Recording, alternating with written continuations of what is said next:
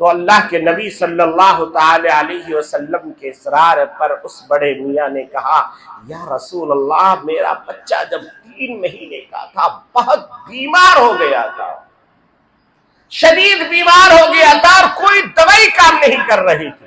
تو وہ صحابی رسول کہتے ہیں یا رسول اللہ بڑا شدید بیمار ہو گیا تھا بچہ، اور جب کوئی دوائی کام نہیں کر رہی تھی تو ایک دیہات میں ایک حکیم کے پاس میں گیا اور انہوں نے کچھ دوائیاں دی تھی، جس نے کہا تھا آج رات میں 7 مرتبہ اس بچے کو یہ دوائی ڈالنی ہے، اگر ڈال دو گے تو شاید یہ بچہ بچ جائے ورنہ یہ بچہ بچنے کا چانس نہیں۔ اے اللہ کے نبی جب میں اس مسجد میں داخل ہو رہا تھا میرے دل میں یہ بات آئی کہ کاش میں اس رات جاگ کر کے یہ دوائی نہ پلائی ہوتی تو یہ بچہ اس دن میرا مر چکا ہوتا اور آج نبی کے دربار پہ میری رسوائی نہ ہوتی، نبی کے سامنے مجھے شرمندگی آج اٹھانی نہ پڑتی۔ اے اللہ کے نبی یہی میں سوچ رہا تھا۔ اسی طرح کے بیانات سننے کے لیے مولانا منور حسین صدیقی آفیشل کو سبسکرائب کریں۔ بسم اللہ الرحمن الرحیم۔ السلام علیکم ورحمۃ اللہ وبرکاتہ۔ الحمد للہ نحمده ونستعینه ونستغفره ونؤمن به ونتوکل علیہ ونعوذ باللہ من شرور انفسنا ومن سیئات اعمالنا، من يهده الله فلا مضل له ومن يضلله فلا هادي له، ونشهد أن لا إله إلا الله وحده لا شريك له، ونشهد أن سيدنا وسندنا ونبينا وطبيبنا وحبيبنا ومولانا محمد أرسله بالحق بشيرا ونذيرا وداعيا إلى الله بإذنه وسراجا منيرا، فأعوذ بالله من الشيطان الرجيم، بسم الله الرحمن الرحيم، وقضى ربك ألا تعبدوا إلا إياه وبالوالدين إحسانا، إما يبلغن عندك الكبر أحدهما أو كلاهما فلا تقل لهما أف ولا تنهرهما وقل لهما قولا كريما، وقال النبي صلى الله تعالى عليه وسلم هما جنتك ونارك، أو كما قال عليه الصلاة والتسليم، صدق الله العظيم وصدق رسوله النبي الكريم، نحن على ذلك من الشاهدين والشاكرين والحمد لله رب العالمين۔ ایک بار عقیدت اور محبت کے ساتھ درود پاک پڑھیں۔ اللهم صل على محمد وعلى آل محمد كما صليت على إبراهيم وعلى آل إبراهيم إنك حميد مجيد، اللهم بارك على محمد وعلى آل محمد كما باركت على إبراهيم وعلى آل إبراهيم إنك حميد مجيد۔ اللہ رب العزت کا بے انتہا کرم اور احسان ہوا کہ اللہ تبارک و تعالی نے آج ہم سب کو ایمان اور یقین کے ساتھ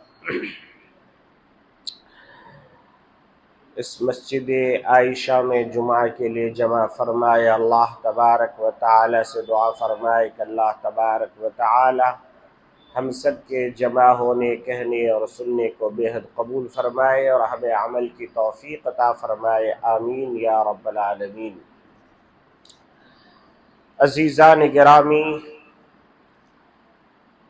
میں گزشتہ جمعہ آپ سب کو بتلا رہا تھا کہ میرے آقا محمد عربی صلی اللہ تعالی علیہ وسلم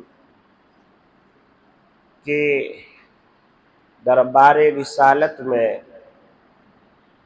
ایک انوکھا واقعہ پیش آیا کہ بیٹے نے باپ کی شکایت کی اور پھر فیصلہ کیا ہوا،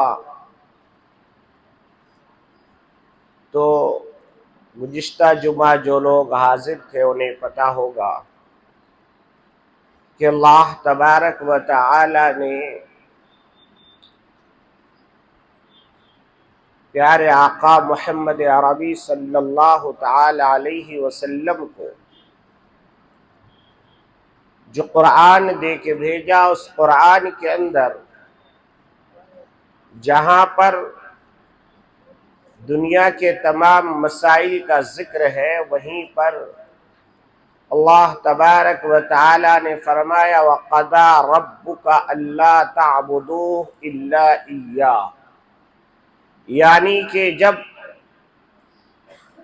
انسان اپنے رب کی عبادت سے فارغ ہو جائے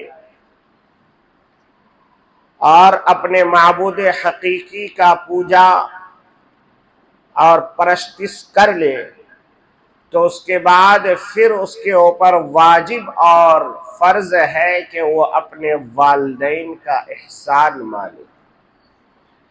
یعنی رب کے بعد سب سے بڑا مقام جو ہے وہ والدین کا ہے۔ جو والدین کو راضی نہیں کرتا تو وہ رب کو بھی راضی نہیں کر سکتا، وہ رب کو بھی راضی نہیں کر سکتا، اس لیے کہ میرے آقا محمد عربی صلی اللہ تعالی علیہ وسلم نے ایک موقع پر فرمایا ہما جنتک و نارک، وہی تمہاری جنت بھی ہے اور وہی تمہاری دوزخ بھی ہے۔ چاہو تو ماں باپ کو راضی کر کے اپنے آپ کو جنت کا حقدار بنا لو، اور ورنہ ماں باپ کو ناراض کر کے اپنے آپ کو جہنم کا ٹھیکیدار بنا لو۔ یہ تمہارے ہاتھ میں دیا ہے اللہ نے۔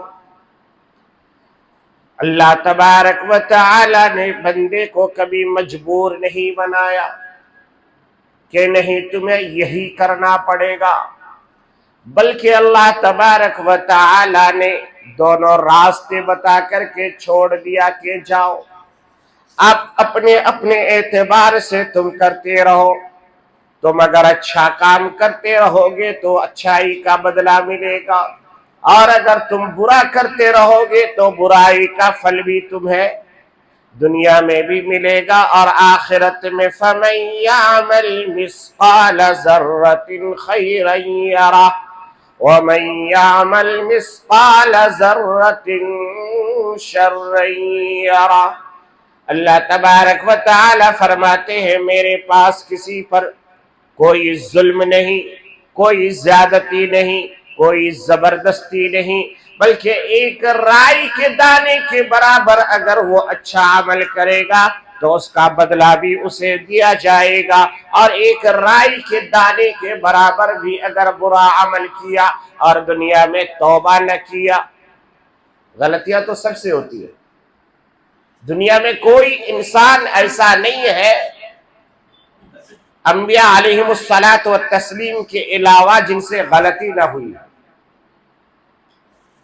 انبیاء تو معصوم عن الخطا ہے، ان سے غلطی نہیں ہوتی، مگر اس کے بعد مقام ہے صحابہ کا، تو صحابہ کرام رضوان اللہ تعالی علیہم اجمعین کے بارے میں اللہ تبارک و تعالی نے فرمایا لقد رضی اللہ عن المؤمنین، اور کہیں پر فرمایا رضی اللہ عنہ ورضوا عنہ، کہ ہم ان سے راضی ہو گئے اور وہ مجھ سے راضی ہو گئے، اس لیے ان کی غلطی کا کوئی تذکرہ نہیں۔ جو انسان اپنی ناقص عقل کی بنیاد پر صحابہ کی غلطی کا تذکرہ کرتا ہے، وہ سمجھو کہ اپنے ایمان کو کمزور کر رہا ہے۔ کیوں؟ اس لیے کہ خود مالک نے کہہ دیا کہ میں اس نوکر کی کوئی غلطی سننا نہیں چاہتا، یہ جو کرے سب مجھے منظور ہے۔ تو اللہ نے خود کہہ دیا صحابہ کے بارے میں کہ ان کی کوئی غلطی نہیں ہے میری نظر میں، جو یہ کیے سب صحیح ہے۔ تو اس لیے اب انسان کو حق نہیں پہنچتا کہ وہ صحابہ کے بارے میں کچھ کہے، بہرحال مگر باقی لوگوں کے بارے میں اللہ نے کہا کہ اب جو غلطی کیا اگر بغیر توبہ کے مر گئے تو وہاں پر اس کا جزا اور سزا دونوں متعین ہے۔ غلطی کر کے توبہ نہیں کیے تو ضرور ضرور سزا ملے گی۔ یہ الگ بات ہے کہ اللہ اپنے فضل سے معاف فرما دے، مگر حقوق والدین یعنی والدین کے ساتھ جو بندہ ناانصافی کرتا ہے تو وہ دنیا میں ہی بھگتتا ہے، دنیا میں ہی پریشان رہے گا، پھر آخرت تو وہاں تو ناانصافی کا سوال ہی نہیں۔ تو گزشتہ جمعہ میں آپ سے عرض کر رہا تھا کہ ایک نوجوان جو ہے آیا میرے آقا محمد عربی صلی اللہ تعالی علیہ وسلم کے دربار میں، ابھی کچھ کہتے تو اللہ کے نبی نے کہا کہ تو ہی وہ بدنصیب نوجوان ہے جن کی وجہ سے جبرائیل آسمان سے میرے پاس آئے ہیں۔ تو یہ نوجوان ہکا اور بکا رہ گیا کہ ابھی تو میں نے کچھ کہا نہیں اور میرے باپ تو گھر پہ پڑے ہیں، اللہ کے نبی کو یہ سارا معاملہ کس نے بتایا؟ پھر اللہ کے نبی نے کہا ایک صحابی سے کہ جاؤ اور ان کے والد سے کہو کہ وہ آ سکتے ہیں تو آئے ورنہ میں جاؤں گا۔ غور سے سننا نوجوان، اب بڑے میاں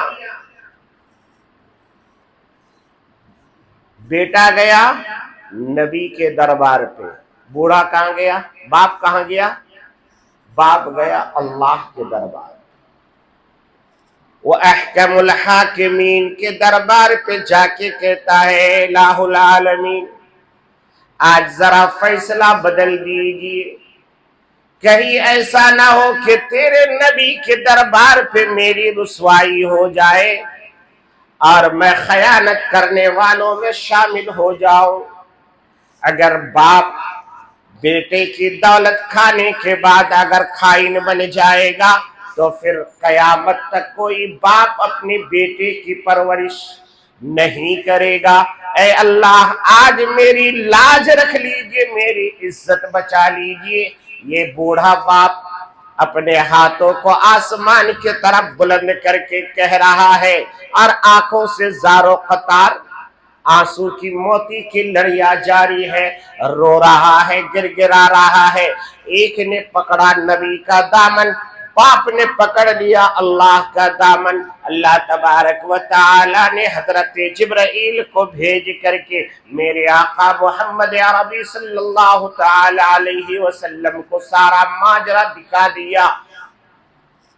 جب یہ بندہ گیا اس بوڑھے باپ کے پاس کہ نبی نے آپ کو بلایا ہے، تو اس کا دل اور ٹوٹ گیا کہ معاملہ تو پہنچ گیا نبی کے دربار پہ، اب کیا ہوگا؟ ہانپتے کانپتے لرزہ بر اندام، پاؤں میں جھرجھری آ گئی ہے، جسم کانپ رہا ہے، دل نکلا جا رہا ہے۔ اسی عالم میں اپنے گھر سے نکلا اور نکلتے اپنے قدم بوجھل قدموں کے ساتھ پاؤں کو گھسیٹتے ہوئے مسجد نبوی کے طرف آتے رہے۔ مسجد نبوی کا جیسے ہی چوکھٹ پہ آیا تو دل میں کچھ باتیں آئی، دل نے کچھ کہا۔ نبی پاک صلی اللہ تعالی علیہ وسلم نے بوڑھے باپ کو تسلی دیتے ہوئے کہا اے میاں بتاؤ کہ تو جب مسجد میں داخل ہو رہا تھا تب تیرے دل میں کیا بات آئی؟ سبحان اللہ، ہمارے نبی ایسے ہیں، کیا کہا؟ جب تم مسجد میں داخل ہو رہا تھا تیرے دل میں کیا بات آئی ذرا بتاؤ. اگر تو بتائے گا تو بہتر ہے ورنہ میں بتاؤں. وہ بڑے میاں روتے ہوئے کہنے لگے یا رسول اللہ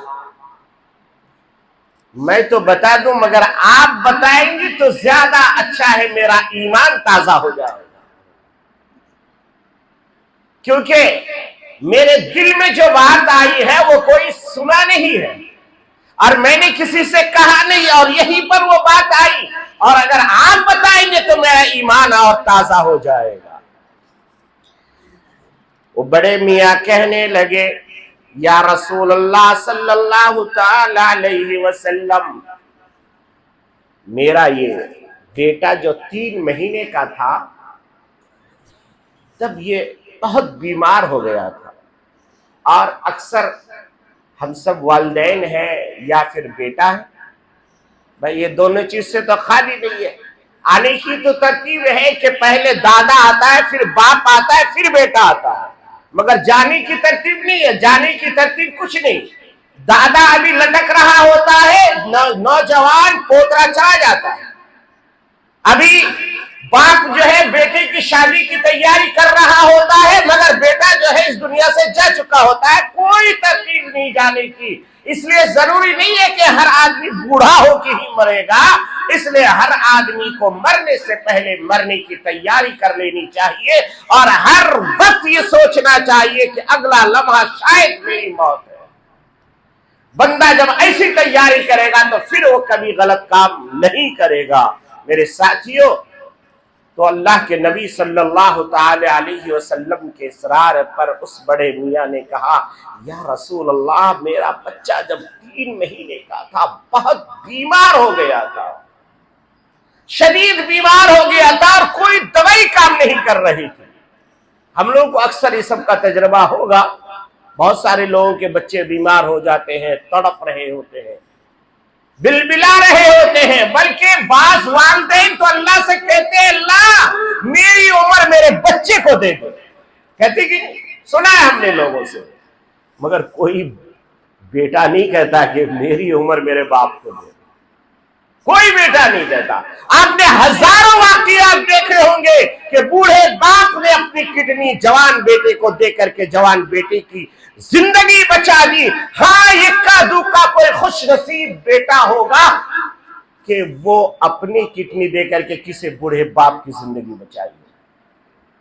بلکہ ہم لوگ تو اس دہانے پہ پہنچ گئے کہ صبح سے شام تک ماں باپ موبائل لے کے انتظار کرتا رہتا ہے کہ شاید میرے بیٹے کا اب فون آئے گا، میرے بیٹے کا اب فون آئے گا، مگر بیٹے کو فرصت نہیں ملتی ہے کہ بیٹا ایک بار اپنے باپ سے یا ماں سے دعا سلام ہی کر لے.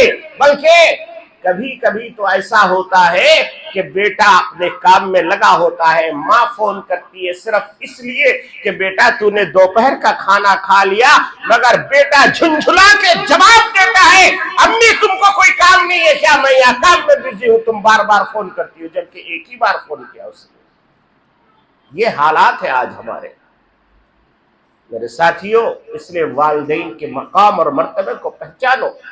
تو وہ صحابی رسول کہتے ہیں یا رسول اللہ بڑا شدید بیمار ہو گیا تھا بچہ، اور جب کوئی دوائی کام نہیں کر رہی تھی تو ایک دیہات میں ایک حکیم کے پاس میں گیا اور انہوں نے کچھ دوائیاں دی تھی، جس نے کہا تھا آج رات میں 7 مرتبہ اس بچے کو یہ دوائی ڈالنی ہے، اگر ڈال دو گے تو شاید یہ بچہ بچ جائے ورنہ یہ بچہ بچنے کا چانس نہیں. اے اللہ کے نبی جب میں مسجد میں داخل ہو رہا تھا میرے دل میں یہ بات آئی کہ کاش میں اس رات جاگ کر کے یہ دوائی نہ پلائی ہوتی تو یہ بچہ اس دن میرا مر چکا ہوتا اور آج نبی کے دربار پہ میری رسوائی نہ ہوتی، نبی کے سامنے مجھے شرمندگی آج اٹھانی نہ پڑتی. اے اللہ کے نبی یہی میں سوچ رہا تھا کہ بیکار میں نے دوائی پلا کے اس کو بچایا، آج بچا ہے تو میری شکایت آپ کے پاس آیا.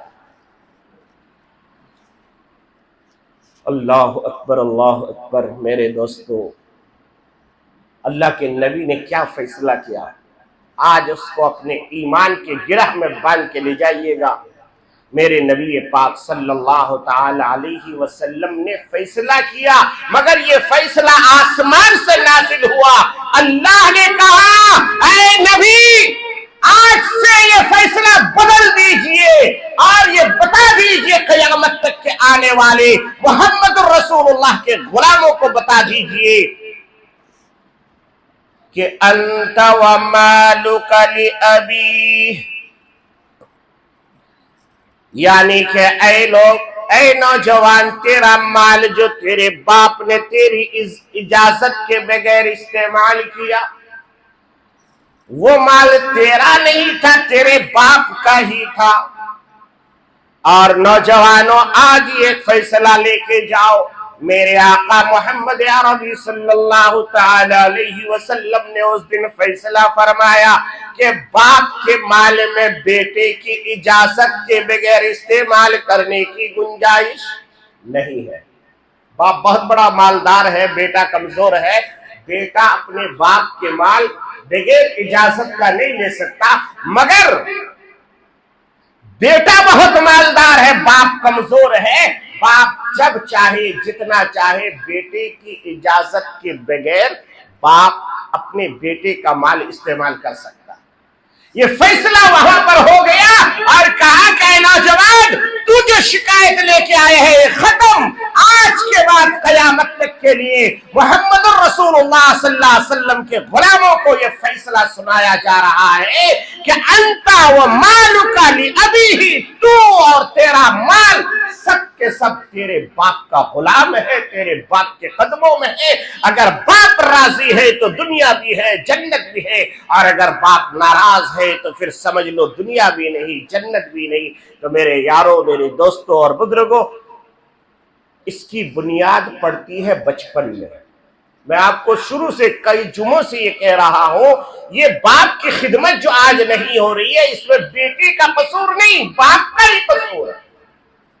باپ نے بیٹی کی پرورش صحیح نہیں کی، نتیجہ یہ ہوا کہ وہ بڑا ہو کر کے باپ کو تکلیف دینے والا بنا۔ اس لیے آج ہم اپنے بچوں کو وہ تعلیم دیتے ہیں، پیسہ کمانے کا مشین بناتے ہیں، میرا بیٹا انجینئر بنے گا تو بڑا بیٹا جو ہے فلاں فیکٹری میں کام کرے گا، میرا بیٹا فلاں کرے گا، یعنی پیسے بنانے کا مشین تو ہم نے بچوں کو بنا دیا، مگر اخلاق نہیں سکھایا، عادات، اطوار، یہ ساری چیزوں کا فقدان ہو گیا۔ نتیجہ یہ ہوا کہ آج ہر گھر میں یہی لڑائی ہے۔ اس لیے میرے دوستوں اور بزرگوں، میں آپ سے عاجزی کے ساتھ یہ کہنا چاہتا ہوں کہ اپنے بچوں کو بچپن میں ہی اس کی اچھی بنیاد ڈال دیجیے، اس کی بنیاد بچپن میں ڈالیے کہ بیٹا، ہمارے پاس دولت آئے یا نہ آئے، مگر ایمان سب سے بڑی قیمتی چیز ہے، نبی کی محبت سب سے بڑی قیمتی چیز ہے، رشتہ دار، دوست احباب، والدین، اس کے حقوق برابر اس کو پہچانوائیے، تو نتیجہ یہ ہوگا ڈیلی آپ جو ہے ان کو قصص النبیین، قصص الانبیاء اور اولیاء کرام کے واقعات، خواجہ معین الدین چشتی اجمیری رحمت اللہ علیہ کے واقعات، خواجہ جو ہے نظام الدین اولیاء کے واقعات، بڑے بڑے اکابرین گزرے ہیں، آپ کو لگے ہاتھ میں سناتا چلو۔ حضرت مولانا اسعد مدنی رحمت اللہ علیہ حال کے بزرگ، آپ لوگوں میں سے بہت سارے لوگوں نے ان کو دیکھا بھی ہوگا، ہم نے بھی دیکھا الحمدللہ۔ تو ان کے تذکرے میں ایک واقعہ لکھا ہے کہ ان کی جب عمر بہت چھوٹی تھی، ان کے والد حضرت مولانا حسین احمد مدنی رحمت اللہ علیہ جو آزادی کے ہیرو تھے، جرنیل تھے، شاید وہ شخص نہ ہوتا تو ہندوستان کو آزادی ملتی یا نہیں ملتی اللہ جانے۔ ان کا قد آزادی میں مہاتما گاندھی سے بھی بڑا تھا۔ مہاتما گاندھی جی خود ان کے پاس جا کے مشورہ کرتے تھے آگے کیا کرنا ہے، اتنا بڑا شخص۔ یہ الگ بات ہے کہ ملک آزادی کے بعد انہوں نے اپنے آپ کو کہا کہ ہم نے یہ اللہ کے لیے کیا ہے، ہم نے یہ अल्लाह के लिए क्या है, हमें दुनिया का कोई ओहदा नहीं चाहिए, सदारत, पार्लियामेंट, राज्यसभा, कुछ नहीं चाहिए।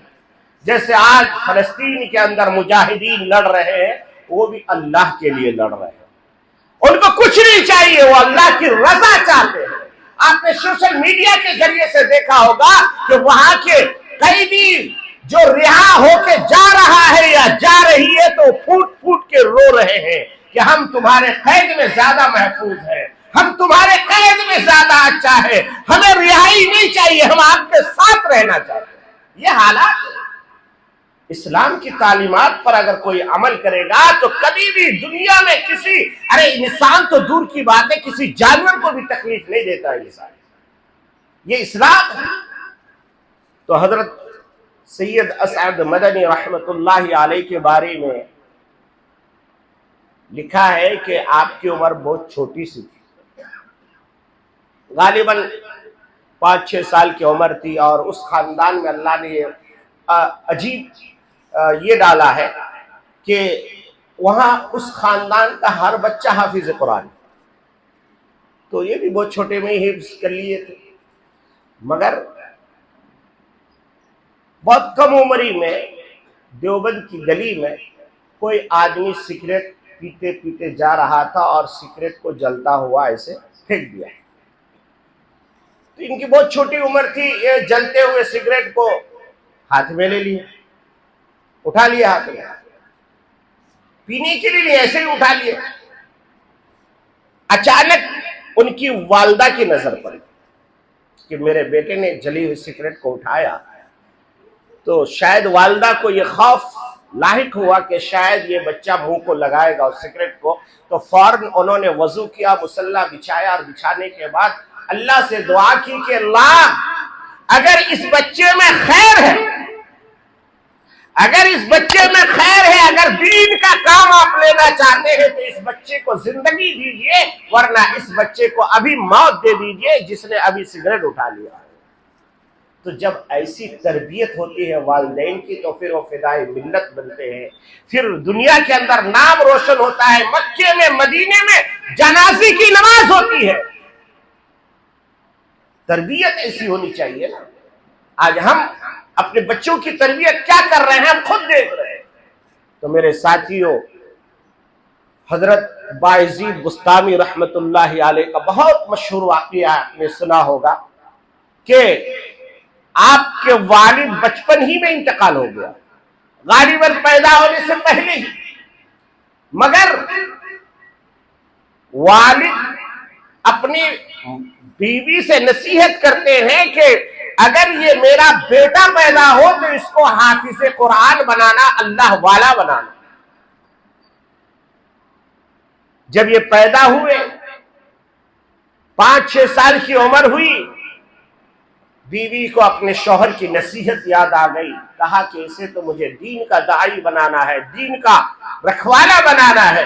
और उन्होंने क्या किया, उस बच्चे को लिया और लेने के बाद एक अल्लाह वाले के पास गए, और जाने के बाद बड़ी लजाजत से उन्होंने कहा कि ये यतीम बच्चा है, आज तक मेरे सीने से ये अलग नहीं हुआ, मगर अल्लाह वाले, इनके वालिद की नसीहत थी कि मैं इनको अल्लाह वाला बनाऊं। मेरी नजर में आप अल्लाह वाले हैं, आप मेरे बच्चे को अपने पास रख लीजिए और मेरे बच्चे को आप अपनी तरह बना दीजिएगा और छुट्टी भी मत दीजिएगा, क्योंकि ये पहली बार मां से अलग हुआ है तो ये रोएगा।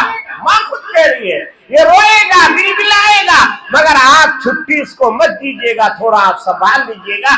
आप मेरे बच्चे को छुट्टी उस दिन दीजिएगा जिस दिन ये बच्चा आपकी तरह बन जाए। एक मां कह रही है। बायजीद बुस्तामी रहमतुल्लाह अलैह के बारे में लिखा है इनकी किताबों, उनके सवारे में कि तकरीबन जुमेरात मदरसों की या निज़ाम है कि जुमेरात को छुट्टी हो जाती है, सारे बच्चे घर जाने लगे। ये बच्चा भी अपने उस्ताद के पास गया और जाने के बाद कहा कि हजरत मैं भी घर जाना चाहता हूं, मगर माँ से उस्ताद का वादा है कि मैं नहीं भेजूंगा। तो استاد نے کہا بیٹا تو ابھی نیا نیا آیا ہے, تو ابھی جائے گا تو اچھا نہیں, ایک کام کر, اگر جانا ہی چاہتا ہے تو اتنا سبق یاد کر کے مجھے سنا. یہ نہ جانے کا بہانہ, اور سبق اتنا دے دیا کہ وہ 10 دن کا سبق ایک ہی دن میں. وہ بچہ گیا اور جانے کے بعد اس سبق کو یاد کرنے لگا. اللہ کا کرم ایسا ہوا کہ وہ بچے کو تھوڑی ہی دیر میں وہ سبق یاد ہو گیا. استاد کے پاس آئے کہ استاد جی میرا سبق سن لیجیے, مجھے ماں یاد آ رہی ہے, میں ماں کے پاس جانا چاہتا ہوں. میری ماں پتہ نہیں میرے لیے شاید رو رہی ہوگی, کیونکہ میں پہلی بار ادھر ماں رو رہی ہے مصلی بچھا کے, اللہ میں بایزید کو پہلی بار چھوڑ کے آئی ہوں, میرا بایزید کا دنیا میں کوئی نہیں ہے, آپ میرے بایزید کو سنبھال لیجیے. ماں مصلی بچھا کے ادھر بیٹے کے لیے دعا کر رہی ہے. معصوم سا بیٹا مدرسے میں سوچ رہا ہے کہ میری ماں شاید رو رہی ہے, اللہ میری ماں کو آپ صبر دے دیجیے گا. دونوں کی دعائیں قبول ہو رہی ہے. اب یہ بچہ استاد جی کو پورا سبق سنا دیا. استاد حیران, ارے یہ کیسے ہو گیا, یہ تو خاص کوئی اللہ کے ساتھ اس کا کنیکشن ہے, یہ بچہ کوئی نارمل بچہ نہیں. استاد اپنے وعدے کے مطابق بچے کو چھٹی دے دی. بچہ ہنستا کھیلتا کودتا گھر کی طرف روانہ ہوا. جب گھر پہنچا دروازہ بند تھا, دستک دیا تو ماں تو سمجھ گئی کہ تو بایزید ہے. اب ماں کہنے لگی کہ میں نے تو استاد سے کہہ کے آیا تھا کہ اس طرح بن جائے گا تب چھٹی دینا, یہ بایزید 4-5 دن میں واپس آ گیا, کیا ماجرا ہے. انہوں نے اندر سے ماں نے کہا کون؟ بیٹے نے توتلی آواز میں کہا امی آپ کا بایزید, امی آپ کو دیکھنے کے لیے آیا ہوں.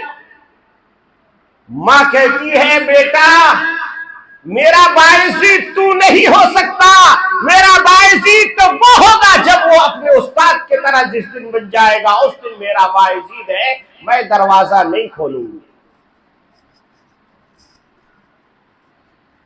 واقعات میں لکھا ہے کہ بیٹا روتے روتے دروازے پہ لگ کے ایسے بیٹھ گیا, نیند آ گئی. جب نیند آئی تو کسی کہنے والے نے اسے کہا بایزید تو جب تک اپنے استاد کی طرح نہیں بنے گا تب تک یہ دروازہ نہیں کھولے گا, یہاں مت رہو. وہ بچہ الٹے پاؤں کتنی ٹوٹے دل کے ساتھ واپس گیا ہوگا, وہ بچہ ہی کہہ سکتا ہے, ہم اور آپ تصور بھی نہیں کر سکتے. وہ بچہ الٹے پاؤں جب واپس گیا تو استاد نے سینے سے لگایا اور کہا بیٹا تو واپس آ گیا, کیا بات ہے؟